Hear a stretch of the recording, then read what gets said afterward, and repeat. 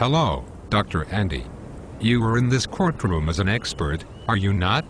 Yes, I am most certainly an expert. What are you an expert in? Anything I will get paid for. Well, what do you think of the conduct of the doctor in this case? I. Why are you hesitating, Dr. Andy? I'm hesitating because I've forgotten who retained me in this case. Well, if the defendant doctor retained you in this case, what would your testimony be? In that case, his care was perfect. Not only did it meet the standard of care, it exceeded it. I may nominate him for the Nobel Prize in Medicine. What would be the basis for that opinion? My background, training and experience. But what if the plaintiff was paying for your testimony? In that case, the doctor's conduct was disgraceful. He probably should lose his license. Well, what would be the basis for that opinion? My background, training and experience. Dr. Andy, how can the same background, training and experience support two completely opposite views of the doctor's conduct? You wouldn't understand.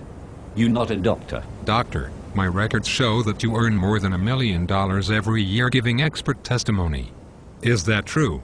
Sadly, yes. Why do you say sadly? It's sad because I would like to earn much more. Doctor, you seem to earn more money in the courtroom as an expert than you do practicing medicine. What do you say about that? Is this a great country? Or what? Doctor, we are trying to determine if the doctor was negligent. I will represent to you that you are retained expert for the defendant doctor now. No need to go further. In that case, his care was perfect.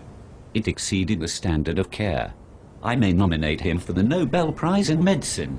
But doctor, I haven't asked any specific question yet. No matter. The doctor tells me that it is his custom and practice always to do the right thing. Since we must believe the doctor's testimony, he could not have been negligent. But doctor, the family found the doctor plunging a pair of scissors into the patient's heart. How can this be proper care? Since he is paying me, and since he has told us that his custom and practice are always perfect, I must testify that he never stabbed the patient with scissors. Let me show you the pictures that the patient's family took when they caught the doctor in the act, and the pathologist's pictures of the scissors in the wound. Now what is your testimony? Exactly the same. The cut must be the plaintiff's fault.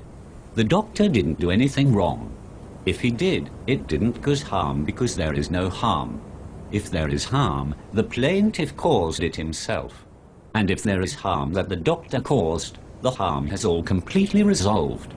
Doctor, do you realize that you have just testified to 4 completely contradictory things? That any one of the 4 items you just testified are all true, each of the others must be false? That's your opinion. I say it again, my expert testimony is that the doctor did nothing wrong. Then even though he did something wrong, it is of no importance since no harm was ever present in the plaintiff. That the harm that was present was caused by the plaintiff himself, and that when the doctor acted wrongly and caused harm, the harm has all resolved. I am an expert, and that is my opinion. And what is the basis for these 4 completely contradictory opinions? My background, training and experience. Well, doctor, would you agree that the ways you get experience and background is either by reading or hearing about it, or by having patients you've cared for with the condition? Yes, of course. How many patients have you personally cared for with the problem we're addressing in this case? Well, none. And can you cite any article you've ever read about this condition? Or any lecture you've attended that talked about this condition? Well, no. Well, doctor, if you had no experience with a condition that harmed the plaintiff personally, and you've never read anything about it, and those are the only sources of knowledge you could have, how can you offer an expert opinion in this case? I repeat, is this a great country or what?